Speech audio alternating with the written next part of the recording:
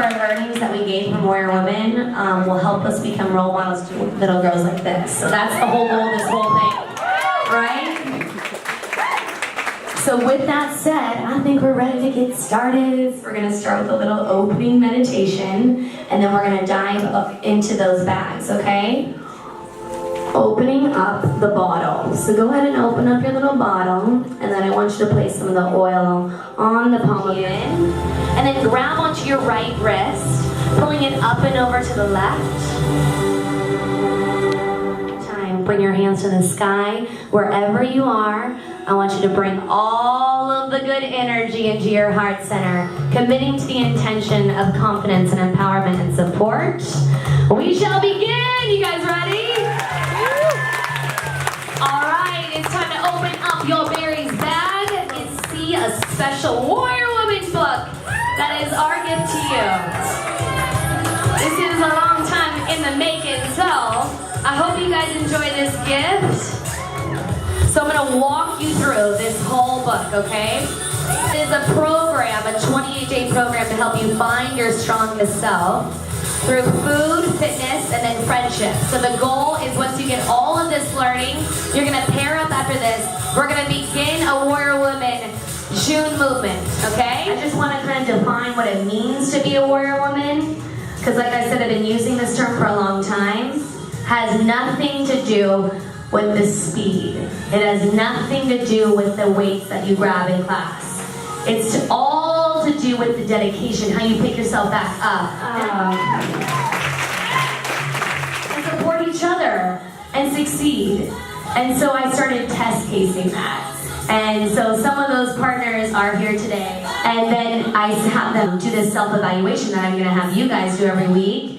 And their self-evaluations were coming back from being supported on a low scale to all of a sudden feeling more supported than ever in life. And that's what Warrior Woman's about, right? Building confidence, building that community, and ultimately helping you all achieve your goals, okay? So if you look on page 6, Warrior Woman is a 28-day commitment. Notice how I don't say nutrition plan. That will keep you accountable and help you find your strongest self through food, fitness, and friendship. It encourages an anti-inflammatory diet in which we recommend eating healthy, unprocessed whole foods. Probably sounds like the Whole30. In combination, our 3 leading factors that contribute to success is planning. So this is a workbook. You will be logging every single day, okay? Workouts and other components. So for 28 days, you're gonna pair up with a partner, you're gonna exchange food logs, but most importantly, you're gonna support one another, and you will be guided through weekly meditations, reflections, and those self-evaluations to help you find your strongest self. What I'd like to talk about is what separates this program from all the others. If there's a diet out there, I have tried it. Do you wanna talk about it? Let me know. Okay? I am really trying to pull all of the best into this program. I like a non-restrictive program, a lifestyle program. So this is a yes book. There is no no's. There is no you can't have this, no you can't have that. So this is a yes book. You're gonna focus on all of the recommended foods, and there's no calorie restrictions. You will be eating intuitively, you will be diarying, and so you're gonna be I'm gonna give you guidelines and baselines on what I recommend, but you're ultimately gonna be creating your own plan, okay? So that's what kind of separates it along with the accountability and support when you pair up into this. I am not a doctor, right? I've been studying this for 10 years and I just have a lot of experience, so I'm just sharing you my knowledge. I'm not prescribing you anything. If you're like an ultra marathoner, some of you guys go cycling for hours and hours, or this might not be the best for you. So this is more designed for people that come to Berries and do a really awesome workout. So they work out for an hour, maybe 2 max, and then they're like, how do I feed my body? So look at page 10, the best page of the entire book. Your commitment page. So in this page, you're gonna commit to the 28 days if this is something you wanna do. You're also gonna write down your partner's name, right? And that's pretty self-explanatory. You're gonna remember that in those times of slip up, your partner is counting on you. Okay, identify your Achilles heel. That's gonna be your biggest weakness this next month. Who is that person that's gonna get you to eat the fried chicken sandwich, Tommy Strachey? Literally, he brought me a fried chicken sandwich last night. And I started eating it. I'm literally rehearsing for Warrior Women. So, with that said, it's probably the person closest to you, because they're gonna love you no matter what. They're not doing the plan with you, it's probably the person closest to you. Don't let them hit you for 28 days. 28 days, okay? Recommended food list on page 11. Take a quick peek at that. I want you to start getting in the mindset of eating protein, which I feel like now it's starting to evolve. Like women all of a sudden are starting to really work out. Like they're starting to grab weights, and it's pretty freaking awesome. But then we still don't I think we're still afraid of calories, and we're afraid of protein, I think. Think of protein as number one, okay? It doesn't have to be meat, but it just could be any of these protein sources. These are just ones that I recommend. All right, we have carbohydrates. I feel like there's a lot of people also afraid of carbohydrates because of the keto and the Whole30 movement. So don't be afraid of carbohydrates. You are athletes. If you guys are working out and you're lifting weights, you want to refuel your muscles. What are the best forms of carbohydrates? Gabby talks about this all the time. Nutrient-dense foods. So you're obviously going to want to choose vegetables and fruits as number one. I think people think carbs and they think bread, pastries or something, and they think, carbs are bad. It just depends on the form. So looking at starchy veggies as a really great form of carbohydrates, okay? Look at the grains that I have listed. If I'm gonna eat bread, it's gonna be organic sprouted grain. It's gonna be one slice a day. And I have it every day. It's the Tommy Special, it's in the book. And then again, fats, pretty self-explanatory. I guess we will kind of go over tips and stuff on how to best use fats. Like, for example, spray bottles versus pouring the oil all over the pan. Stuff like that. So we're going to talk about fats. And then non-starchy veggies. I did list higher carb versus lower carb, just for your sake. Higher carb isn't better or worse than the lower carb veggies. It's just for your sake, just so you know. Because if you're having a higher carbohydrate, in another meal, you just might want to eat a leafy green for the next meal. Okay?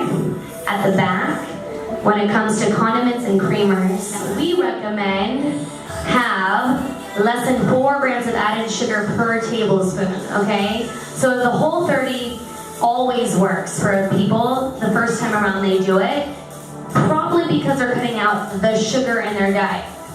But the problem with the Whole30 is I fell in the trap. I started doing it for a year. And then you lose nutrients and you lose variety. And then you're that person who's so is there sugar in the sriracha? Don't be that person. There's a teaspoon. There's 1 gram of sugar. So it's okay. I do still want you to look at nutrition labels. So when you're at the grocery store, you're not going to just pick any marinade from the shelf. You're going to take a look at the nutrition label and you're going to say, okay, that's 4 or less, 3 grams of sugar. That's fine. So you do want to keep the sweeteners to a bare minimum. I don't list regular sugar on the approved list, but I do approve monk fruit and stevia and some of these other things. In my Warrior Woman shake, I put in dehydrated peanut butter. Sometimes I'll put that on top of yogurt because it's that sweetener, or unsweetened cocoa powder. Those kind of things that you can get away with help making it sweeter, but not adding a whole lot of sugar. Caffeine is a great pre-workout, you guys. I'm obsessed with coffee. Go crazy with the herbs. I like the herb jar from Go Methodology, who supported us by giving us all those jars out there. They actually do an herb jar that you can order on there, and I just put it on everything because it adds that flavor without any calories, and it's great prebiotic. So these are all of the yeses. Notice how we didn't say any no's, but also notice that there are definitely some foods that we didn't add to this list. Where's the alcohol? Okay, great. We'll talk about that later. And this is how we're going to log your meals. We put a lot of thought into this template. So you're going to be logging 3 meals and potentially a workout shake and protein snack.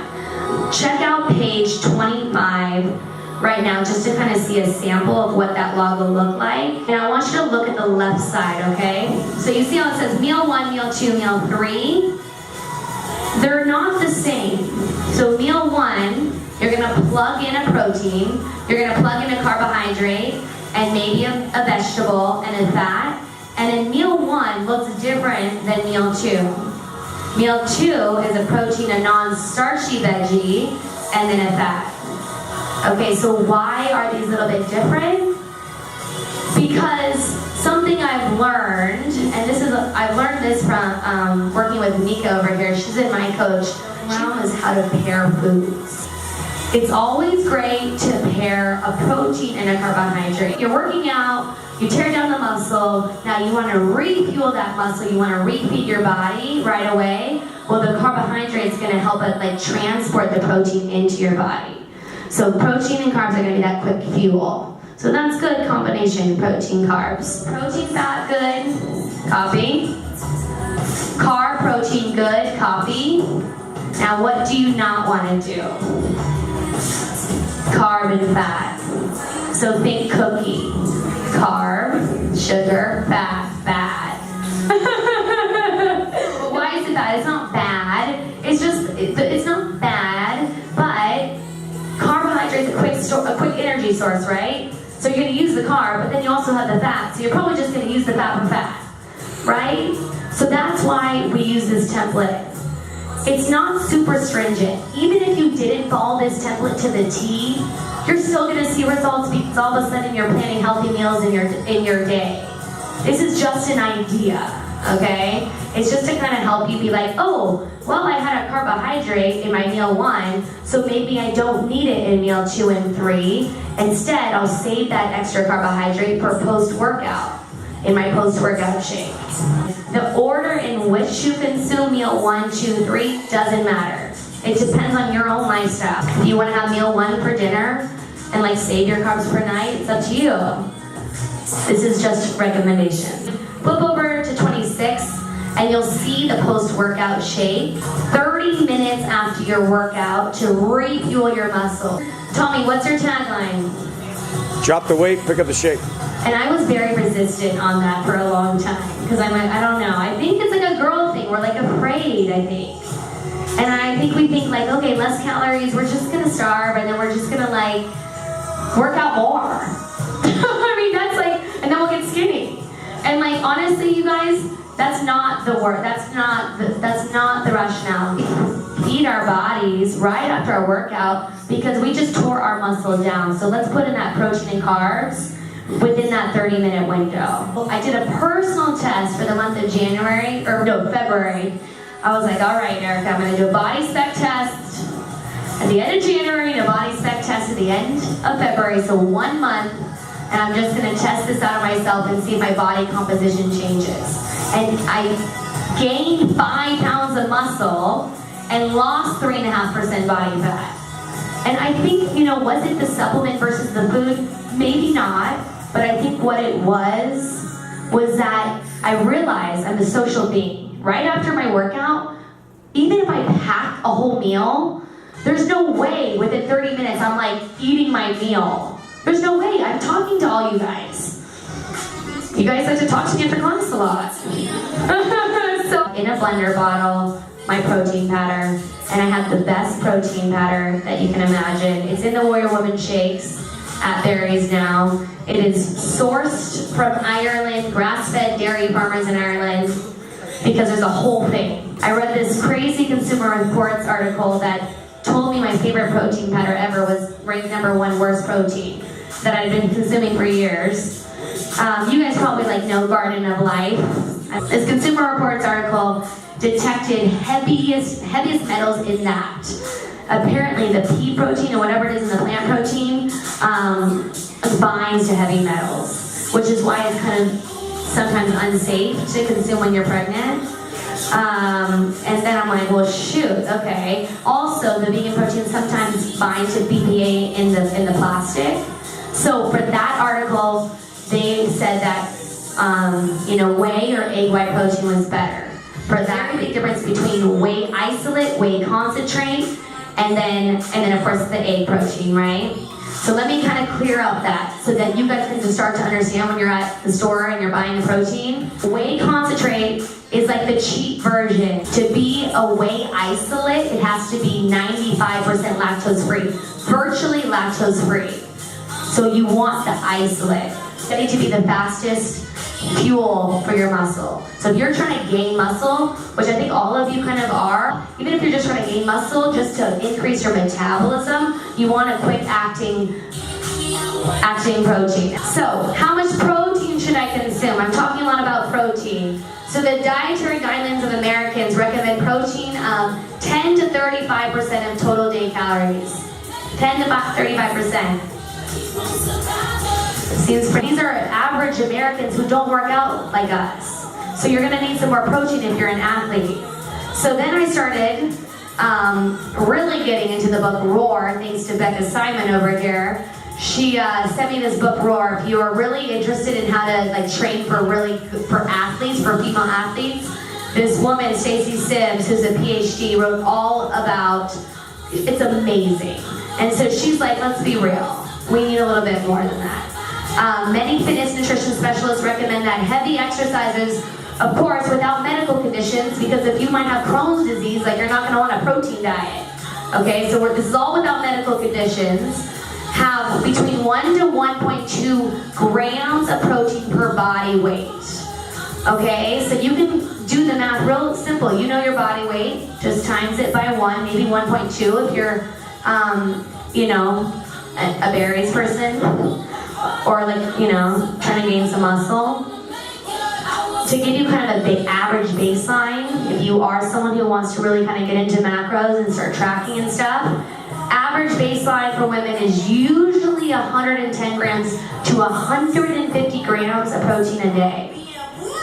I'd be curious to see how many people get that. Because one thing I learned from the Whole30 was dairy didn't do well for me. I'm okay with yogurt. And I do think that it's important to have enough calcium in your body, and yogurt's a good option for that. Because for one, I got a stress fracture from doing the Whole30 for a year, so don't do something like that for a long period of time, okay? But let's talk about dairy. It's not bad, it's just that it causes a lot of inflammation.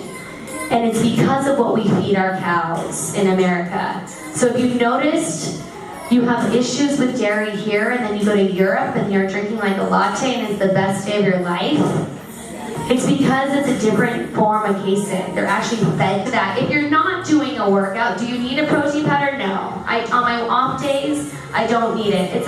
You only need it to refuel your body, right? To refuel your muscles. Otherwise, the actual, chewing of food is going to help you keep fuller for longer. So on rest days, no post-workout shake. On workout days, I do recommend a workout supplement or at least some sort of protein and carb after a workout. So this is your blood sugar, right? It's nice and steady. Wouldn't you love it just to be nice and steady? Your body's constantly trying to regulate blood sugar levels. Now, what happens to blood sugar levels when you eat? So it spikes. So insulin spikes. A high insulin spike, chances are you're going to have that drop. Boom, below the normal blood sugar level. This is the issue when you eat a sugary item or a carbohydrate without a protein or without fiber. Okay, like white bread or whatever. Then this little moment right here, when it's below the normal sugar level, creates the big hunger spike. You know that hunger, oh man, I gotta eat now? Issue. So that's kind of why we like to combine fiber and protein. How many calories should you consume a day? Now this is tricky. Eating intuitively. So you're going to just start to pay attention. You're going to actually record once a week in your evaluation. One of the questions is, how are your energy levels? Do I need more calories? You're going to help assess it on your own if you're looking for a starting baseline. Resting metabolic rate, the minimum number of calories you need at rest. Okay? This is the amount of calories you need just to chill, just to survive and everything. Not including your workouts. So how do you find your resting metabolic rate? How many calories? You do a body spec test. So they're coming to Barry first Sunday of June, first Sunday of July. If you want a real number of what my resting metabolic. So mine, to give you an example, is about 1,200 calories. So that's the amount of calories that I need per day just to chill. But I do berries a lot, right? So I expend, like I do berries and I'll do a little weightlifting as well at the gym. So I'm gonna just say I spend 400 calories a day during exercise. So if I were to eat 400 calories plus 1,200 calories, I would consume 1,600 calories just to like preserve my muscle mass. You know, the point being is start small and go slow. Everybody wants those like quick, how many pounds can I drop in 2 weeks? How many pounds can I drop in a month? We're talking like a half a pound to 2 pounds max a week. That is healthy, sustainable weight loss. Here, get ready. It's all gonna come. Just get ready though. You know, you have to just be patient with it. Way of getting like your starting point is just to start tracking your food in MyFitnessPal and not changing anything. You have to track everything for at least 1 or 2 weeks. Just to get a ballpark of what you're eating. What are your normal calories? How many carbs should you consume? This amount's gonna totally depend on how much, your goals, how much you work out and whatnot. So the dietary guidelines, which is what I always want to start with, because this was my certification, recommends 45 to 65% of total daily calories. Now, here's the thing. Stacy Sims, she said that women, this is kind of where sex difference comes in. She says that women need to consume 1.6 to 1.8 grams of carbohydrates per pound per body weight daily when exercising in that much, with the baseline of 130 to 140 grams. Okay, so if you're really active, she's saying it's like women do need a baseline of carbohydrates. It's not okay to just cut the carbs. I tried it. You'll lose your period. It's not great, okay? You're gonna decrease the carbs as you age, because as you age, your protein your muscle mass decreases. Use measurement tools to measure your food. My old roommate knew I had a safe. You can buy this, it's called the kitchen safe. You can lock your food and put it on a timer so that you can't get back into it. So I used to have to do that with my nut butters. And then I moved in with Tommy, and it was like, well, he just went to Costco and bought 10 jars of almond butter, so that whole philosophy went out the door. Now I'm just like, okay, I gotta kind of measure, otherwise I will eat the whole jar. I study how Americans underestimate servings 2 to 3 times. We end up usually doing 2 or 3 cups, not 1.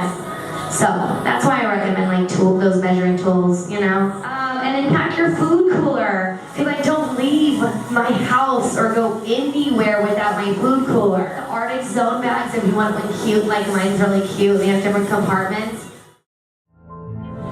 You took a step for your well-being, for your health today, to support one another in this room, to our mission of Warrior Women, to bring confidence, to inspire and support this community. And hold in that intention in through your nose with one more deep breath. Opening up your hearts to learning. And then slowly bring those arms all the way up to the sky. A big deep breath. Good. Stretch those fingers up. Roll those hands in little circles, starting to wake up that body.